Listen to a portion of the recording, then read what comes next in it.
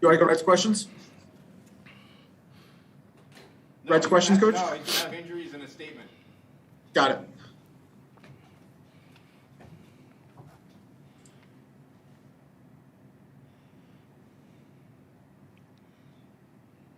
Good evening, everyone. We have Coach Middleton. We can begin with questions. Well, first of all, injury report.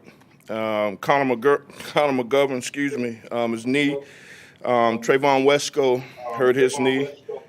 We will have further evaluations of them tomorrow or so. Echo? Yeah, can everyone go on mute? Okay. Thought it was a truly a team effort. Special teams, offense, defense. I think everybody stepped up. Just a culmination of the week. Everybody being professional, going about their job with all the adversity, and it was an awesome win. Awesome win. So with that being said.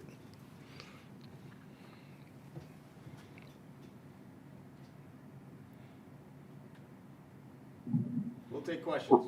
Ron, what were your thoughts, just emotions as the Jaguars were driving down the field in that last possession, and then CJ has the ball in his hands, and it got a little tense at the end, didn't it? Yeah, it got real tense. I can't imagine what my facial expressions were, but you know, I thought it was a great game. Too good of a game. Good for TV ratings anyway. But you know, at the end, I think we all, well, this side anyway, really liked the way it ended. But it was exciting, and just glad it worked out for us there. Ron, you were really aggressive on fourth downs. Was that something you guys had talked about as a staff coming into the game? Yes, it was. We were going to be aggressive, you know, but we weren't going to be foolish. Every time we went for it on fourth down, it was discussed. It was our game analysis person, Matt Burke, was given information, and you know, we all the decisions were based on that information. And but no, it was, as a staff, we said we were going to be aggressive, but again, not foolish.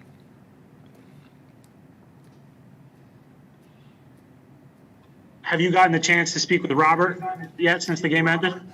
Only on the virtual. He zoomed in on us as we were breaking down the team, which was awesome. He was excited, and it was pretty cool. I wish he had been there in the locker room with us, but it was good. That's the only time I've talked to him. I have not talked to him personally. Ron, you said that you always wanted to be the head coach. Obviously, your goals changed, but how does it feel to have been an active head coach for the day and been able to get the win? You know, I've done seminars and symposiums getting you ready to be a head coach.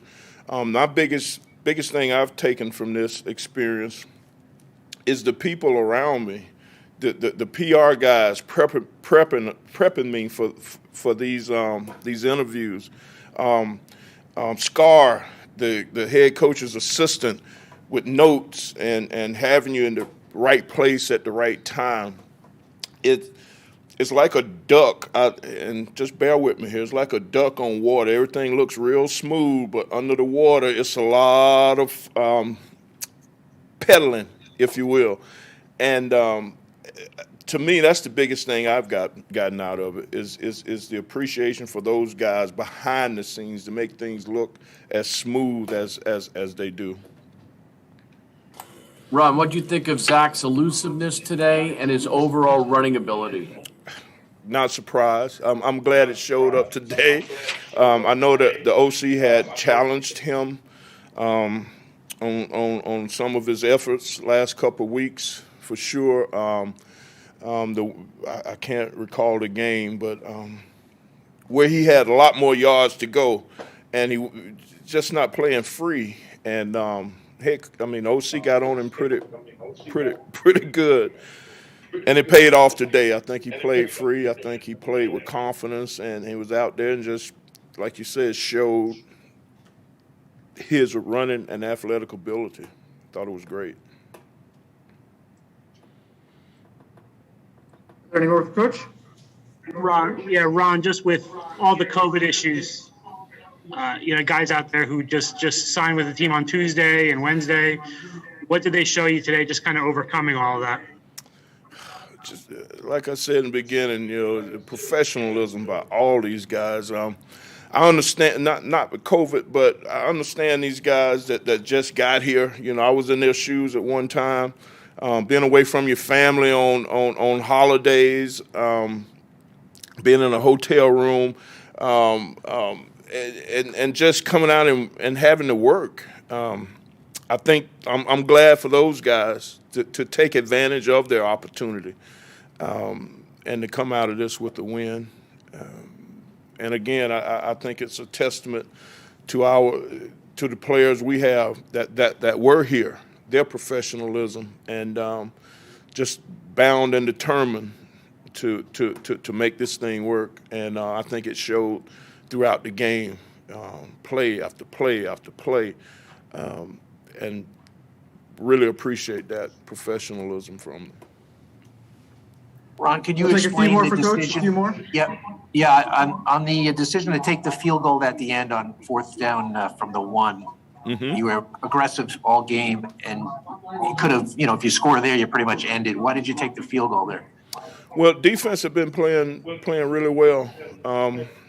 They didn't think they was going to score a touchdown on us, and we wanted to get it to at least to make them have to score a touchdown to beat us. We decided that was the time to get the points rather than now, had our defense not been playing as well, we might have been different. But at that point, we wanted to put it in their hands. Make the Jaguars score a touchdown to beat us. Ron, can you walk us through the 4th and 1 with Connor McDermott? Yeah, I tell you, it was we call that play Wally Cross. It's been in the game plan for 4 or 5 weeks straight now. Feeney has been that tight end, or been that person that would have been in that position to get the ball, and he's been begging. And then just so happened this week, it was the first week that McDermott was that guy.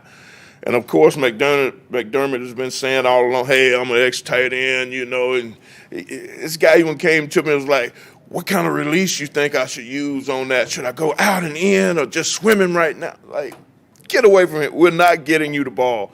And but I tell you, Zach, we've ran this play twice in practice this week, and Zach has thrown it to him both times.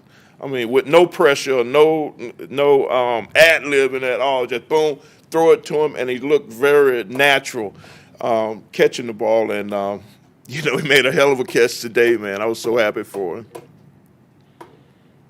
That it for Coach? Thank you, everyone. Thank you, Coach. Thank you.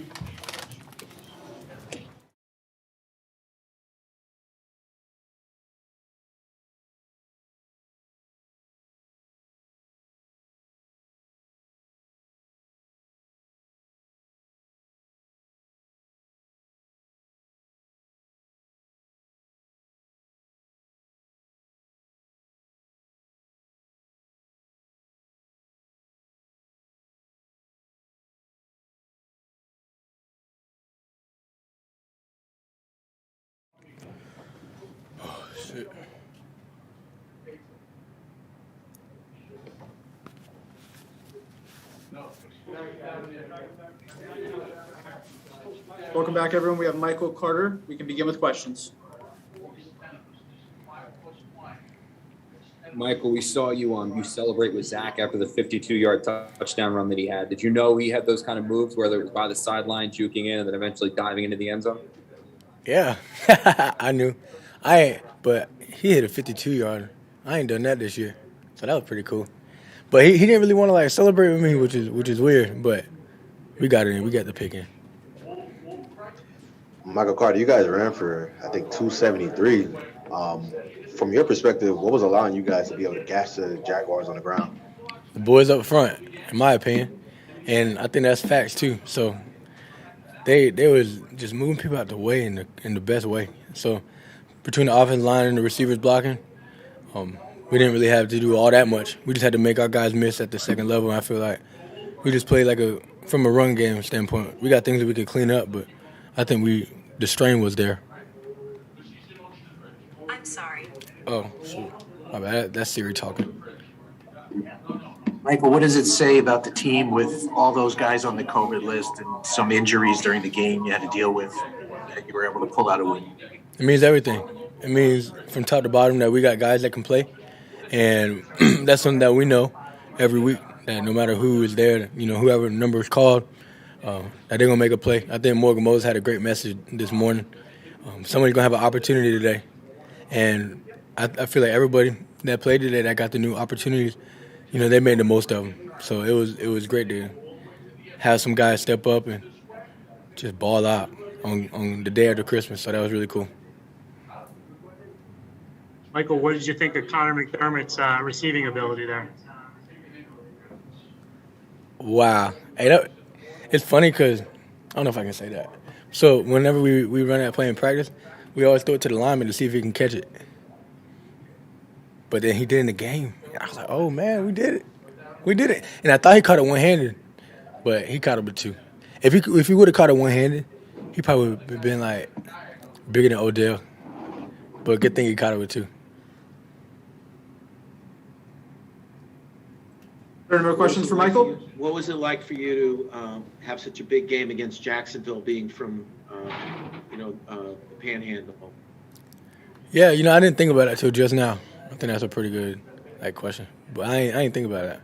But I couldn't have did it without the guys up front again and the guys out wide. So I just glory to God. Thank y'all. Thank them for allowing me to run that way, opening up the holes. And it's a good moment in time, and I'm going to enjoy it. And then we play another Florida team next week, so it'll be cool. There are no questions for Michael? Thank you, everyone. Thank you, Michael. All right, y'all.